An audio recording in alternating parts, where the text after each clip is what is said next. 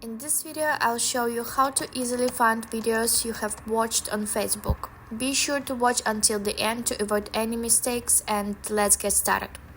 First, open the Facebook app, then go to the menu and tap the gear icon to access Settings Privacy. Scroll down until you find the activity log under your activity. Tap on Activity Log.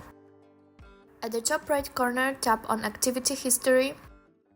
Once there, tap on Filters, then select Categories. At the top, expand your Facebook activity, then go to the Posts. Tap on Videos you have watched.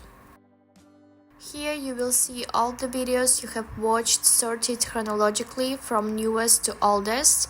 You can tap on any video to rewatch it, and if you want to hide a video from this list, tap the three dots next to it and select Delete. You can also clear your entire video watch history by tapping the Clear button. And that's it. If you find this video helpful, don't forget to hit the like button.